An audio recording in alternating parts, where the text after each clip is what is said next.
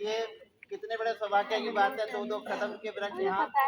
और ये वही स्थान है जहाँ भगवान श्री कृष्ण युद्ध की संधि महाभारत का युद्ध ना हो इसलिए कौरवों को समझाने के लिए आए। तो रात्रि निवास यही परीक्षितगढ़ में किया था।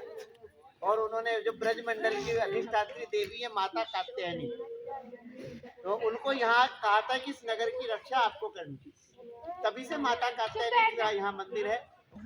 तो राजा दशरथ के एक पुत्री थी शांता। शांता का विवाह सरंग ऋषि से ही हुआ था। तो ये भी हमारे लिए सौभाग्य की बात है। सारी चीजें यहाँ है। और एक अंत में वर्णन आता राजा परीक्षित और नवलदेव। आप नवलदेव पूरे अभी पता नहीं गए नहीं गए। तो राजा परीक्षित के जो पिता थे तो इन्होंने जो है अर्जुन और नागराज वासुदेव की मित्रता थी। दोनों ने निश्चय किया कि अब हमारा संतान होगी तो हम विवाह संबंध बनाएंगे। लेकिन नागराज वासुदेव की पुत्री हो गई तो उन्होंने कहा भाई ये तो गलत हो गया।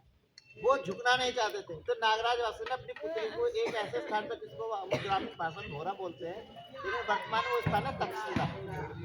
तो तक्षशिला से उन्होंने वहां भेज दिया। राजा परीक्षित को कुष्ठ रोग हो गया। तो कुष्ठ रोग को ठीक करने के लिए उन्होंने अपने वैद्यों को बुलाया। उन्होंने बताया महाराज आपके संतान है। उन्होंने कहा मेरा कोई संतान है ही नहीं। उन्होंने आपके संतान है और जो वो तक्षशिला में है आप उसे बुला कर लूं तब मैं वचन देती हूँ वापस आऊंगी। तो रानी नवलदेव यहाँ से जल लेकर गई। अपने पिता को स्नान करा, पैर का अंगूठा अपने पैर से दबा लिया।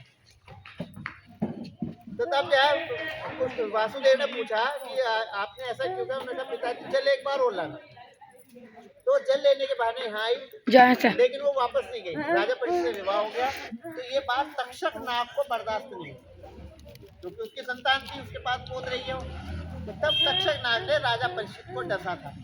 ये कहानी सत्यता घटना याद है। राजा परीक्षित को जो तक्षक नाग ने डसा था इसलिए डसा था।